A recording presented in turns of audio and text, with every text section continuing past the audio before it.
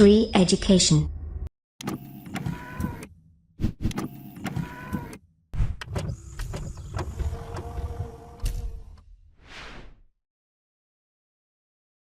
नमस्कार दोस्तों, बहुत बहुत स्वागत करता हूं मैं आप सभी का श्री एजुकेशन की तरफ से। और मेरा नाम है रवि।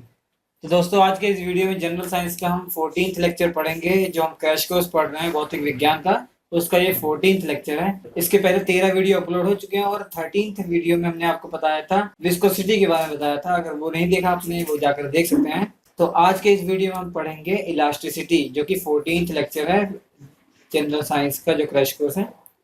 इलास्टिसिटी को हिंदी में कहते हैं प्रत्यास्था। बहुत ही सिंपल सा चैप्टर है ये, तुरंत से आपको समझ में आ जाएगा। शुरू करने से पहले मैं आपको बता दूं दोस्तों, वीडियो के डिस्क्रिप्शन में आपको लिंक मिलेगा फेसबुक का। उस फेसबुक पे चले जाइएगा, उसे लाइक कीजिएगा ताकि आपको अपडेट मिलते रहें। जितने भी क्विज होते हैं हमारे वहाँ पे फेसबुक पेज पे, वो उसके आपको नोटिफिकेशन मिलता रहे, आप जानते रहें। जो कि इम्पोर्टेंट क्वेश्चन है आप एग्जाम पॉइंट ऑफ व्यू से है। चलिए शुरू करते हैं। हमारा ये पहला टॉपिक आपका प्रत्यास्थता, इलास्टिसिटी। इसको फीलिंग के साथ समझिएगा, आपको बहुत अच्छे समझ में आ जाएगा। ये देखिए, यह पदार्थ का वह गुण है जिसके कारण वस्तु अपने ऊपर लगाए गए बाहरी बल से उत्पन्न किसी भी प्रकार के परिवर्तन का विरोध करती है, तथा जैसे ही बल हटा लिया जाता है वह अपनी पूर्व अवस्था में वापस आ जाती है। इसको बहुत ही इजी तरीके से मैं आपको एग्जांपल लेके बताता हूँ। जैसे ये रबड़ है ना, ये इलास्टिक है। ये इसको आप बल लगाएंगे, बाहरी बल लगाएंगे तो ये तन जाएगा, मगर जब जो ही बल छोड़ेंगे ये अपनी पूर्ण अवस्था में वापस आ जाएगा। तो यही इसी का ये वाला गुण क्या है, इसका इलास्टिसिटी है। ठीक है, तो पदार्थ का यही गुण क्या है, ये इलास्टिसिटी कहलाता है। ठीक है, प्रत्यास्था कहलाता है यही गुण। और यह जो प्रत्यास्था का गुण होता है हर अलग अलग पदार्थों के लिए अलग अलग होता है। जैसे रबड़ के लिए देखेंगे पदार्थ, इसके लिए इलास्टिसिटी अलग है, और ईंट पत्थर के लिए इलास्टिसिटी का जो गुण होगा वो अलग होगा। अभी आगे मैं बताऊंगा कि प्रत्यास्था को मापते कैसे हैं। किसी भी वस्तु की प्रत्यास्था को मापेंगे कैसे, मतलब कैसे जानेंगे कि ये कितना प्रत्यास्थ है। ठीक है, चलिए ठीक है। आगे वाला टॉपिक हमारा क्या है, इलास्टिक लिमिट, प्रत्यास्थता की सीमा। इलास्टिसिटी लिमिट जो आपकी हो जाएगी, ये देखिए बहुत ही ईजी है इसको समझने के लिए। बाहरी बल के परिमाण की वह सीमा जिससे कम बल लगाने पर पदार्थ में प्रत्यास्थता का गुण बना रहता है, तथा जिससे अधिक बल लगाने पर पदार्थ का प्रत्यास्थता का गुण समाप्त हो जाता है, प्रत्यास्थता की सीमा कहते हैं, कहलाती है। ठीक है, इसका मतलब क्या है। जैसे देखिए, कोई ये रबड़ है आपके पास, इसको आपने बल लगाया तो ये बल लगाने की वजह से ऐसे चौड़ा हो गया, मगर आपने ज्यों ही बल छोड़ा ये अपनी पूर्ण अवस्था में वापस आ गया।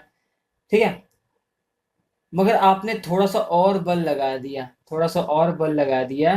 अब इतना बल लगा दिया कि अब आपने छोड़ा इसको, तो ये अपनी पूर्ण अवस्था में ना आकर ये इससे थोड़ा सा इसका साइज बड़ा हो गया।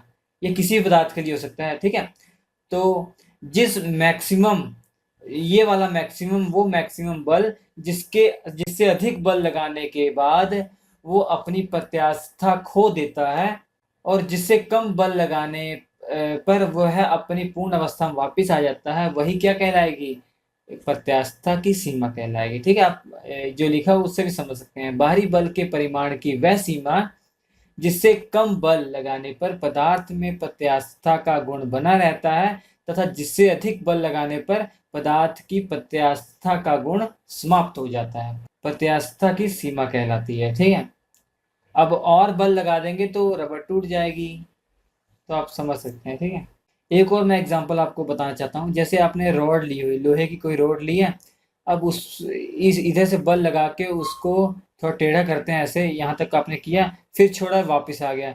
मगर एक बार ऐसा बल लगा दिया आपने कि अब छोड़ रहे हैं, अब ये अपनी प्रारंभिक अवस्था में ना आते हुए कहीं बीच में रुक जा रहा है। ठीक है, तो उस बल पर जहाँ पे अपनी प्रत्यास्था खोता है वो उसकी प्रत्यास्था की सीमा कहलाती है। ठीक है, अब अगला जो इम्पोर्टेंट टॉपिक है वो है विकृति, इंग्लिश में कहते हैं स्ट्रेन।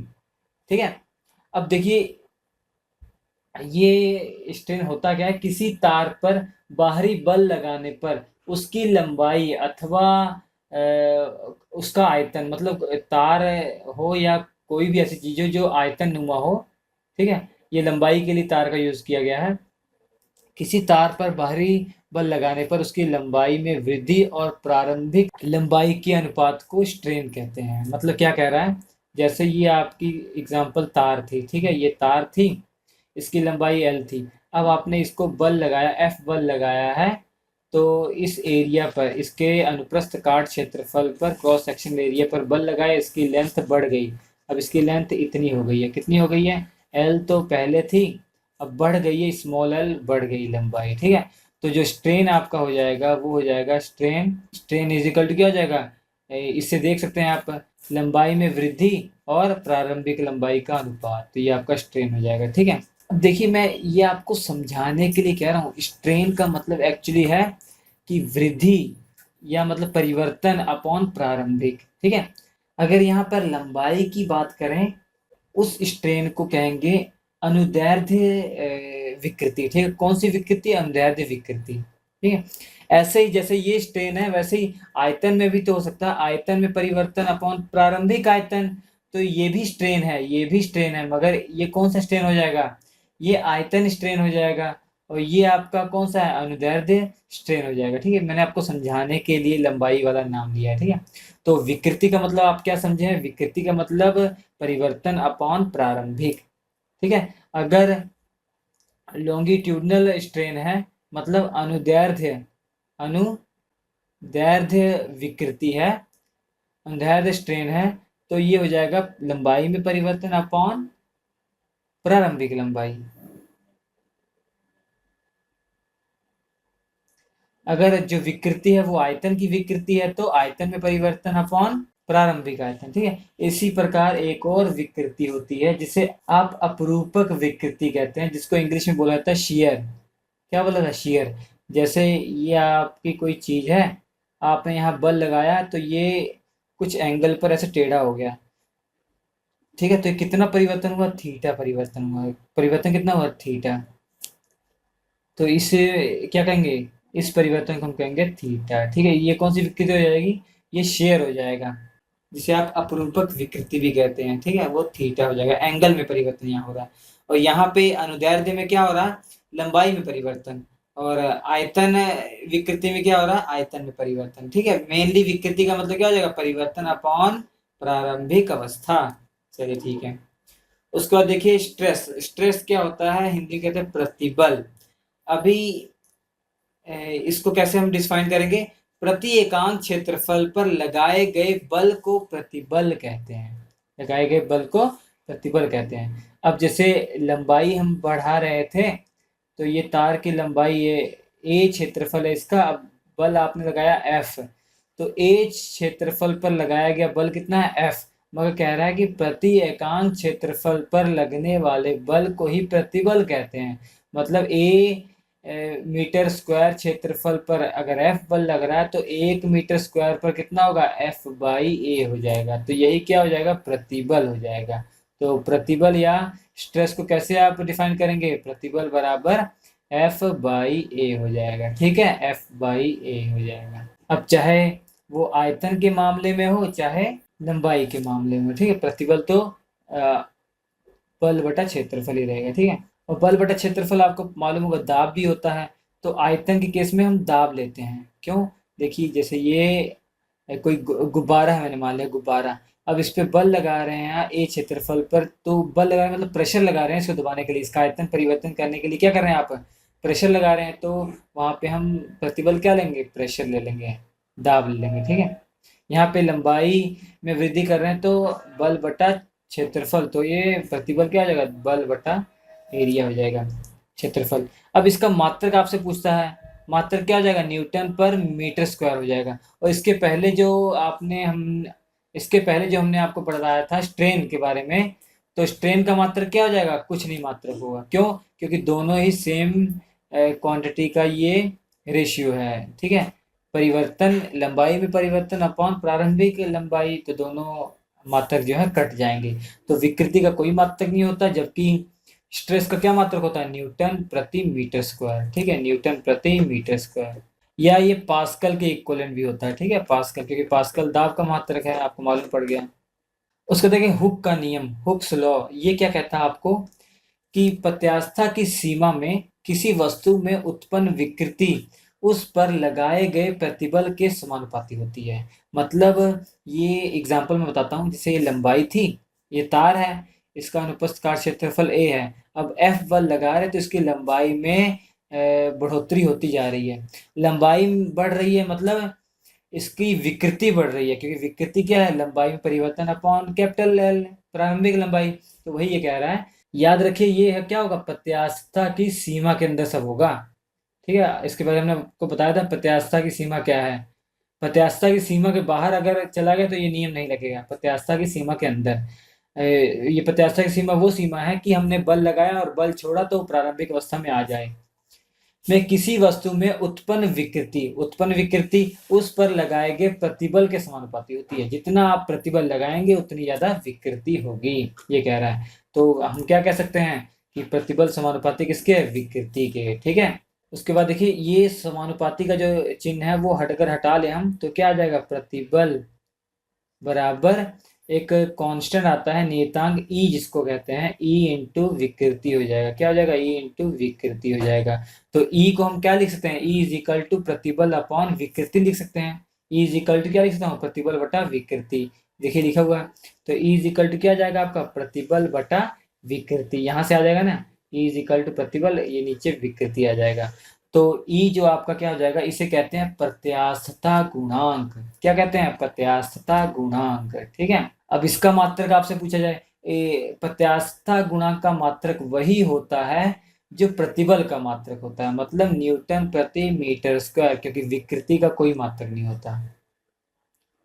उसका देखिए जहां ई आपका क्या है, प्रत्यास्थता का गुणांक है, हमने आपको बता दिया। ठीक है, अब प्रत्यास्थता का गुणांक जो है वो तीन प्रकार के होते हैं। प्रत्यास्थता गुणांक के प्रकार ये है, पहला यंग प्रत्यास्थता गुणांक, और दूसरा है आयतन प्रत्यास्थता गुणांक, जो तीसरा है दृढ़ता गुणांक, दृढ़ता प्रत्यास्थता गुणांक। अब ये क्या है, हमने आपको अभी बताया है कि जो प्रत्यास्थता गुणांक है वो क्या है, प्रतिबल बटे विकृति। हमने ये नहीं बताया आपको कौन सी विकृति, और आपको हमने ये बताया कि विकृति तीन प्रकार की है, लंबाई में विकृति, आयतन में विकृति, और अपरूपक विकृति, जो मतलब शेयर था, जो कोण परिवर्तित हो रहा था। ठीक है, तो अगर विकृति यहाँ पे हम लंबाई की बात करें तो जो ई यहाँ पे होगा वो कौन सा प्रत्यास्थता गुणांक होगा, वो यंग प्रत्यास्थता गुणांक होगा। कौन सा, यंग प्रत्यास्थता गुणांक। इसको हम y से दर्शाएंगे, तो ये क्या हो जाएगा, इसको हम लिखेंगे अनुदैर्ध्य,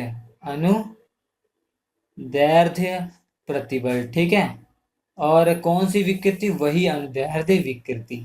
आप समझ जाएंगे कि जो विकृति हुई है वो लंबाई में हुई है। ठीक है, तो मैं एग्जांपल आपको लेके बता देता हूँ कि आपने F बल लगाया यहाँ पे ए एरिया पे, इसके एरिया पे लंबाई बढ़ गई है इतनी, स्मॉल एल, पहले एल थी, तो आपका यंग प्रत्यास्थता गुणांक क्या हो जाएगा, बल बटा क्षेत्रफल, ये तो प्रतिबल हो जाएगा, विकृति आपकी लंबाई में परिवर्तन अपॉन कैपिटल एल, तो ये यंग प्रत्यास्थता गुणांक हो जाएगा। ठीक है, अब दूसरी बात आती है कि आयतन प्रत्यास्थता गुणांक, मतलब आयतन प्रत्यास्थता गुणांक को हम b से दर्शाएंगे।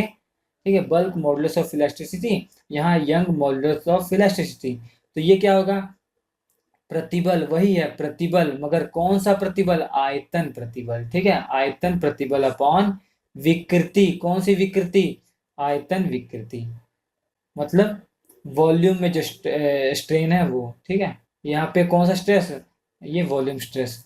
और हमने आपको बताया था बल बटा जो क्षेत्रफल होता है वो तो यहाँ पे दाब ले लेंगे, प्रेशर ले लेंगे, क्योंकि जैसे ये गोला है, इस पे आपने दाब लगाया इसके एरिया पर, तो अपने प्रेशर लगाया एक तरीके का ना, प्रेशर वही होता है दाब बटा क्षेत्रफल, तो ये प्रेशर हो गया। और इसका आयतन मान लिया कि ये दबाने पे इतना कम हो गया, तो आयतन कितना कम हुआ, डेल्टा वी आयतन जो है कम हो गया है।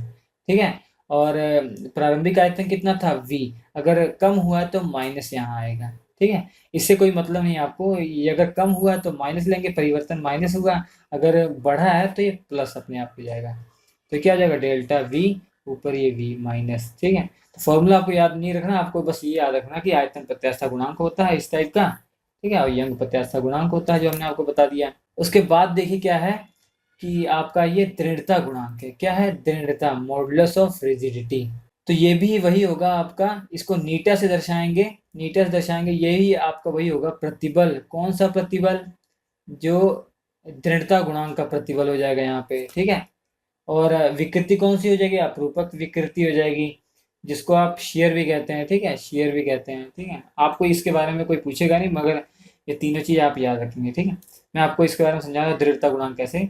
जैसे कोई खंबा है, अब खंबे पे आपने बल लगाया, खंबा यहीं पे है, मगर उसका जो है ये ऐसे टिल्ट हो गया, ऐसे टिल्ट हो गया, ठीक है। कैसे टिल्ट हो गया? ऐसे टिल्ट हो गया। अब जो आपने बल लगाया होगा, जितने एरिया पर, वो प्रतिबल निकाल देंगे, और जो विकृति होगी, कितना कोण में परिवर्तन हुआ, ये विकृति आपकी हो जाएगी, ठीक है, ऐसे। तो इस तरीके से तीनों प्रत्यास्थता गुणांक आपको समझ में आ गए हैं। ये पूरा वीडियो अगर आपने देखा होगा, जो बीच में आपको थोड़ा बहुत डाउट आया होगा, मुझे पता है, वो डाउट भी क्लियर हो गया होगा, ठीक है। डाउट कहाँ आया होगा? मैं कुछ स्टूडेंट को डाउट यहाँ आया होगा, यहाँ पर थोड़ा सा डाउट आपको आया होगा कि विकृति होता ये है कि परिवर्तन अपॉन प्रारंभिक। तो मैंने एक एग्जांपल लेकर आपको बताया लंबाई में, ताकि आपको समझ में आ जाए, ठीक है। अगर लंबाई में परिवर्तन अपॉन प्रारंभिक लंबाई अगर ले रहे हैं, तो ये कौन सी विकृति होगी? लॉन्गिट्यूडनल विकृति होगी, ठीक है, अनुदैर्ध्य विकृति होगी। अगर आयतन में परिवर्तन अपॉन प्रारंभिक आयतन हो रहा है, तो ये आयतन में विकृति हो जाएगी।